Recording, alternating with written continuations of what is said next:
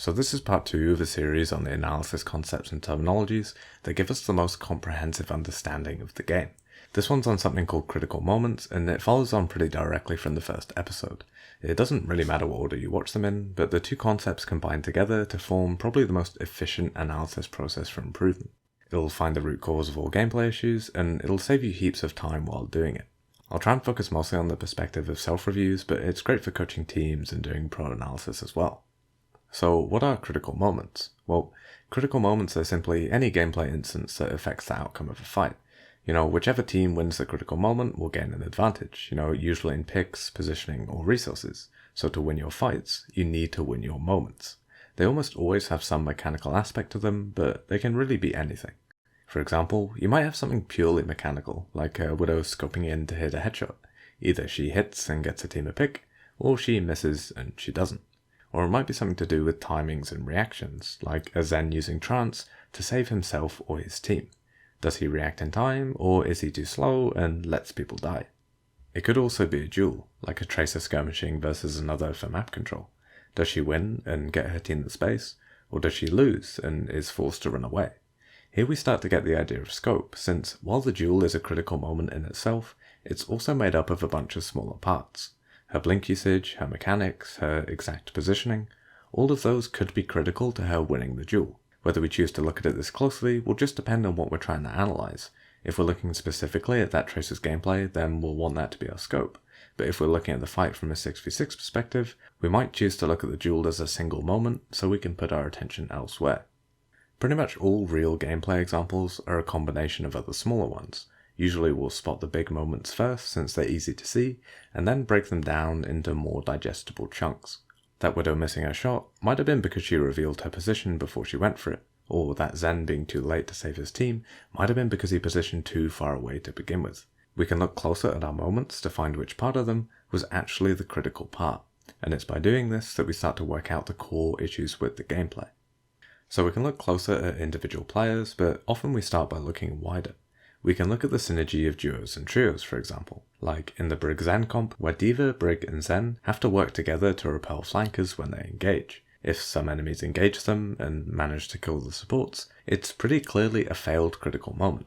We can then look closer at the reasons why that moment failed. Maybe it turns out that the Brig allowed her shield to get broken before the engage, and so couldn't stun anyone or protect herself.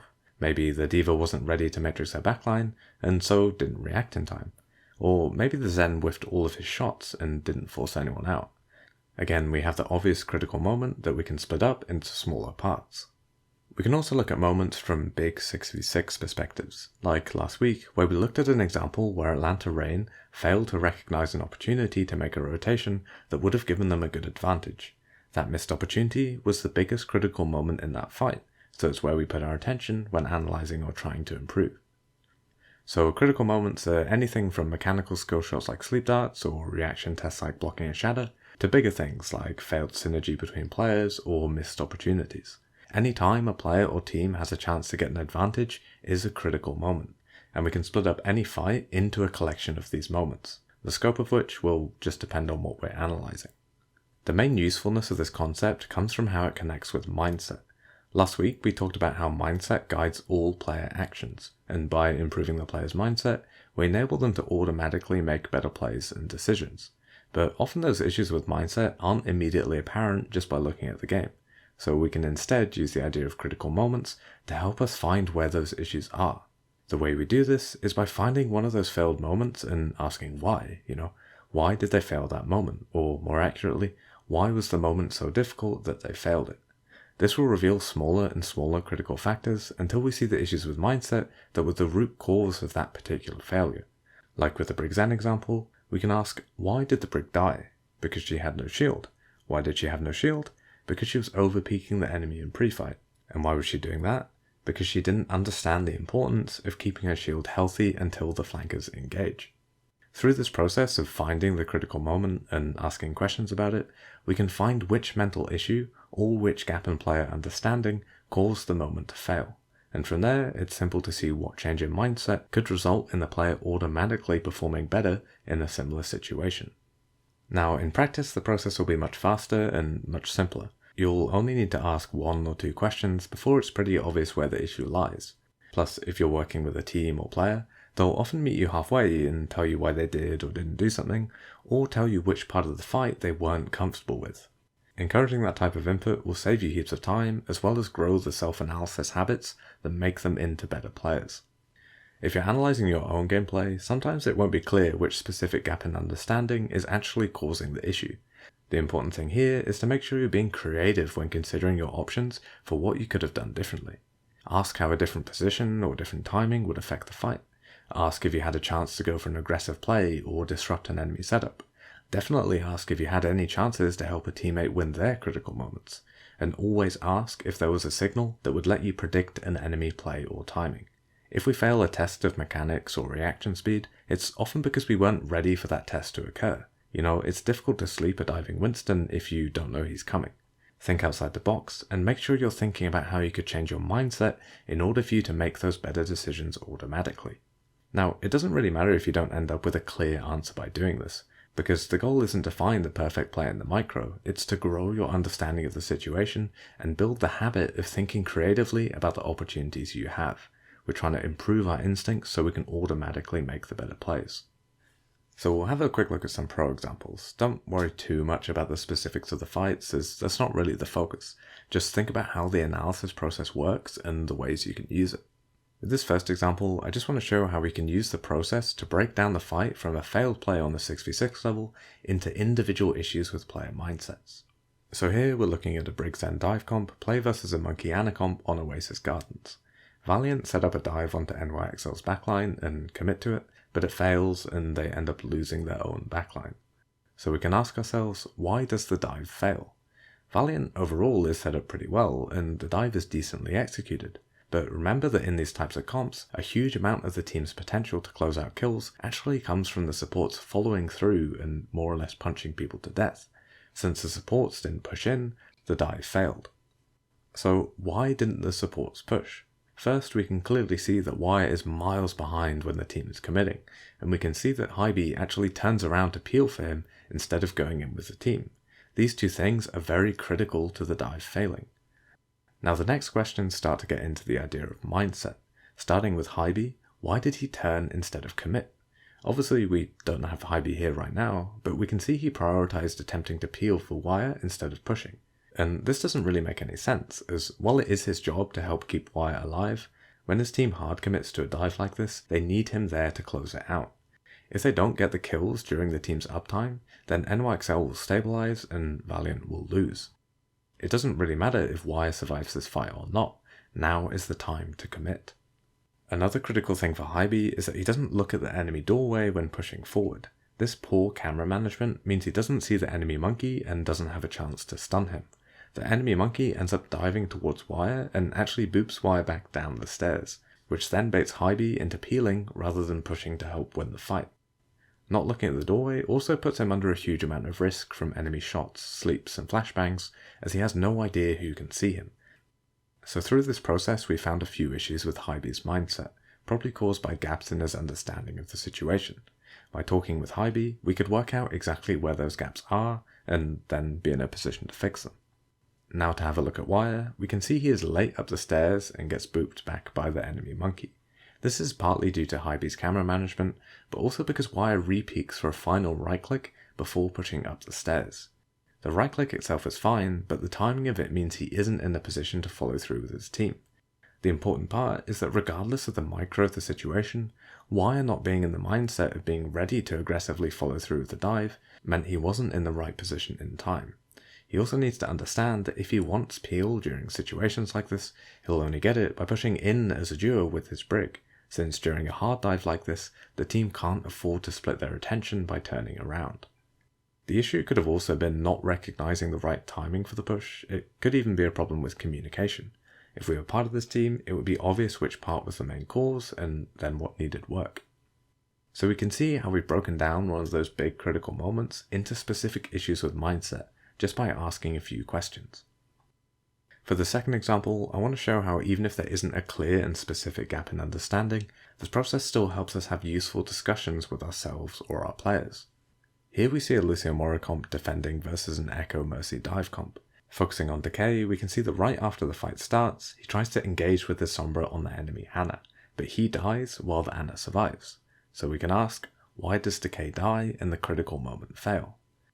It's because in the position he ends up in, he has no blinks. It's because the whole enemy team saw him and were ready for him, and since he has his back to the majority of the enemy damage potential, he doesn't react with recall in time to survive. So how did he end up in such a difficult situation? If we go back, we can see it's because of his starting position when he engaged. We can see he's hovering between point and pillar with his team, and in full enemy view, a position from which he has to use all his blinks to get onto the enemy Ana. So why did he engage from this position? Here is pretty unclear why, but we'll go through his options. We can see that before the fight starts, he gets pushed out of the right side by the enemy Tracer ball duo, which is expected. Then he has a couple of choices. If he wanted to engage on the Ana as her team pushed, he needed to hide somewhere nearby where he can blink out onto her at the same time as Sombra to try and burst her down. If that then fails, he can always recall back to safety, as the enemy team won't be ready to focus him. Or, if he wanted, he could instead stick near his team and focus on helping them sustain enemy engages, and force out diving enemies like Ball and Tracer. This suits his team pretty well, since the Lucio Mora comp is very ultimate oriented, and if he's able to help them survive the initial engage, they'll stabilize, and before long, they'll have the ults they need to go on the offensive. And it doesn't really matter which of these he does, the issue comes from him starting the fight in a mindset of helping his team sustain, but then changing his mind too late and trying to push the enemy Ana. While we can see that the indecisiveness caused his death, there isn't a clear gap in understanding that we can easily fix. But despite that, we can still start a conversation about whether it's best to sustain with the team for ults or set up a flank, plus the different ways of sustaining or flanking in this situation.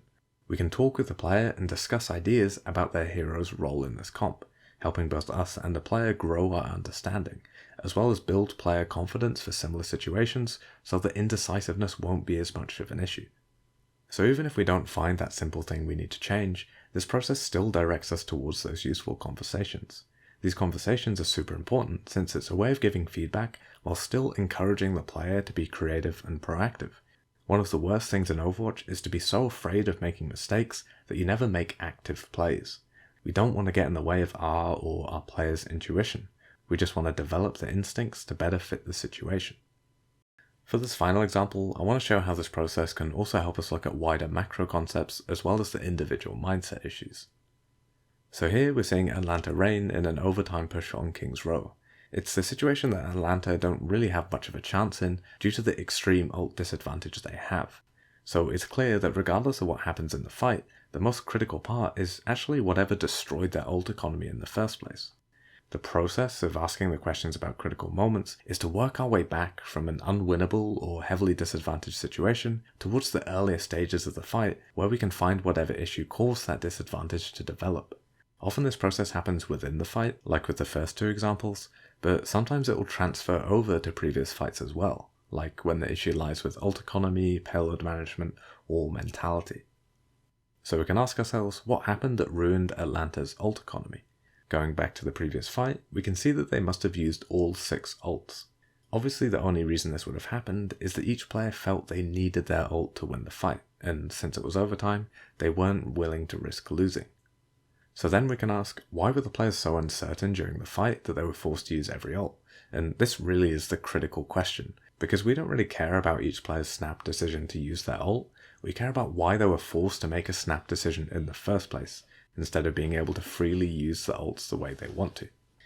Watching the fight through, we can see that once Shanghai push up and engage, Atlanta just end up using their ults more or less reactively, one after the other, until they finally confirm the fight with the kills onto Fate and Void.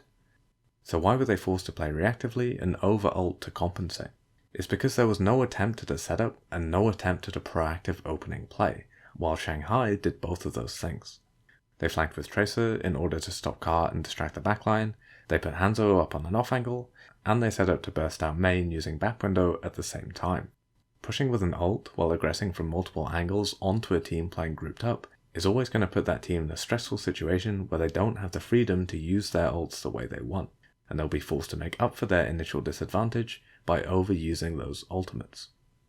And here's where we get to the mindset part, as we need to ask why Atlanta failed to commit to any proactive opportunities. It would have been simple to commit Valk about now, which would enable Echo to play an off angle, but also deny Shanghai from pushing aggressively through main.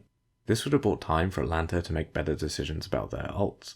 They would have had to keep an eye on Cart, but we'd probably see them push up as soon as possible and use another ult like Dragon, Flux or Window along this stretch to press the advantage. Typically with these double shield comps, teams look to break shields and pin the enemy in place with their opening ults like Valk, Bongo or Dragon, and then close distance and clean up the fight with the ults like Flux, Copy or Window that work so much better once you already have some space.